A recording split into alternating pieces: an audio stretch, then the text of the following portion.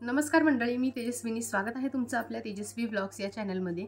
तर मंडळी, आजचा आपला विषय आहे जो आपण रेग्युलरला जो सोप वापरतो म्हणजेच आपला अंघोळीचा साबण, तो आपल्यासाठी किती सेफ आहे. आणि तर मंडळी, साबण ही एक अशी गोष्ट आहे जी आपण डेली यूज करत असतो आणि आपण विचारही करत नाही की आपल्या बॉडीसाठी सेफ आहे का. त्याचबद्दलचा आजचा हा व्हिडिओ आहे. यामध्ये मी तुम्हाला सोपचे काही ऑप्शन सांगणार आहेत जे आपल्या बॉडीसाठी स्पेशली विंटरमध्ये खूप जास्त इफेक्टिव्ह आहे आणि आपल्या बॉडीसाठी सेफ आहे. तर बघा, आपण रोज आंघोळ करतो आणि रोज आपण एकच साबण वापरत असतो किंवा वर्षानुवर्ष आपण एकच साबण वापरत आलेलो असतो. जेव्हा वर्षानुवर्ष एकच साबण वापरतो तर आपल्या बॉडीला त्याचे साईड इफेक्ट्स होऊ शकतात किंवा आपली बॉडी खूप जास्त ड्राय पडू शकते. आणि स्पेशली विंटर सीझनमध्ये तर खूपच जास्त वातावरण थंड असतं, तर त्याचमुळे मग आपल्या बॉडीला हायड्रेशनची खूप जास्त गरज असते. आणि त्यात आपण जो रेग्युलरचे जे काही सोप असतात ते आपण वापरत असतो. तर या सोपमुळे बऱ्याच वेळा आपली बॉडी खूप जास्त ड्राय पडायला लागते आणि आपल्या वयापेक्षा लवकरच आपल्या बॉडीवर सुरकुत्या वगैरे दिसायला लागतात. तर त्यासाठी आपण कुठली काळजी घेऊ शकतो हे आपण आजच्या व्हिडिओमध्ये बघूया. तर बघा, आपण जेव्हा वर्षानुवर्ष एकच साबण वापरत असतो तर प्रत्येक साबणाचे काही ना काहीतरी गुणधर्म असतात. म्हणजे काही सोप ड्राय स्किनसाठी असतात तर काही सोप ऑइली स्किनसाठी असतात. मग अशा वेळेस आपण आपल्या स्किन टाईपनुसार आपण एखादा सोप यूज करत असतो. आपलं असं असतं की आपल्याला जेव्हा एखादा सोप आवडतो तर आपण तो रेग्युलर यूज करायला लागून जातो आणि आपल्या डेली रुटीनमध्ये, डेली स्किन केअर रुटीनमध्ये त्याचा समावेश करून घेतो. किंवा फेस वॉश असेल तरी ते सुद्धा आपण रेग्युलर रुटीनमध्ये यूज करत असतो. पण हे आपल्या स्किनसाठी तितकं चांगलं आहे का याचा आपण विचार करत नाही. जेव्हा आपण एखादं कुठलंही प्रोडक्ट खूपच जास्त वेळा वापरतो तर त्याचे इफेक्ट आपल्याला दिसायला लागतात.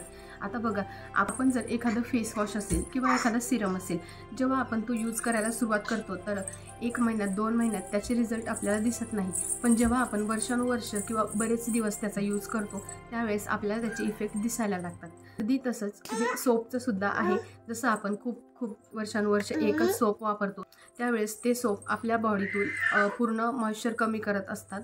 तर म्हणूनच आपण वेळोवेळी किंवा 1-2 महिन्यानंतर सोप हा चेंज करत असायला पाहिजे. तर आता हिवाळ्यामध्ये यूज करायचे काही सोपचे ऑप्शन्स मी तुम्हाला सांगत आहे. बघा, हिवाळ्यामध्ये मोस्टली जे आपल्या ऑइली स्किन जरी आपली असेल तरीसुद्धा आपण जे आपल्या स्किनला हायड्रेट ठेवेल असे सोप वापरले पाहिजे. म्हणजेच ग्लिसरीनयुक्त सोप आपण वापरले पाहिजे किंवा ज्यामध्ये ॲलोवेरा असेल आणि ग्लिसरीन असेल असे सोप आपण वापरले पाहिजे. तर संतूर हा एक बेस्ट ऑप्शन आहे. पण कुठलाही साबण असू द्या, तो कितीही चांगला असला तरीसुद्धा आपण खूप दिवस तो वापरायचा नाही.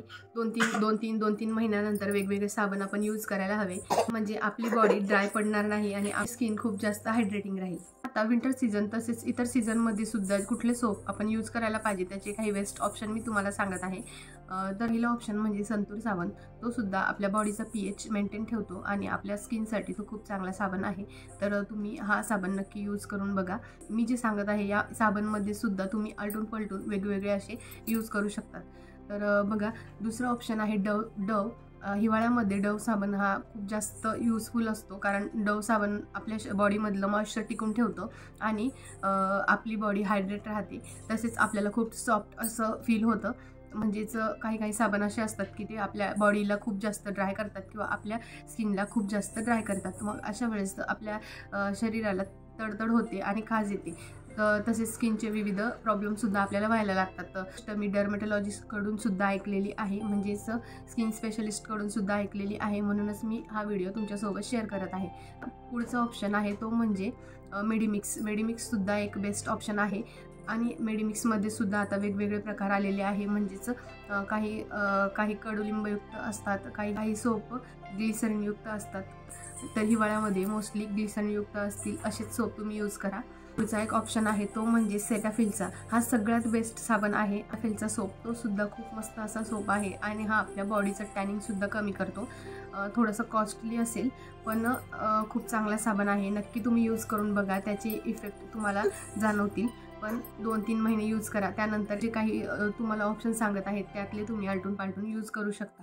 आता पुढचा साबण आहे तो म्हणजे पिअर्स. हा सुद्धा एक मस्त असा साबण आहे आणि या साबणाच्या यूजमुळे सुद्धा आपली बॉडी एकदम हायड्रेटिंग राहते आणि बॉडीमधला मॉइश्चर कमी होत नाही.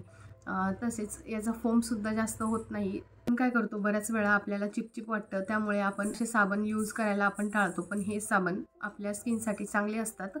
2-3 महिन्यातून वेगवेगळा साबण यूज करायला हवा, रेग्युलर एक साबण यूज करू नये. तर तुम्ही ही टिप वापरून बघा तुम्हाला याचे खूप चांगले फायदे होतील. तर आजचा व्हिडिओ जर आवडला असेल तर व्हिडिओला लाईक करा आणि चॅनलला सबस्क्राईब करा. उद्या पुन्हा भेटूयात एका नवीन व्हिडिओसोबत. तोपर्यंत बाय बाय.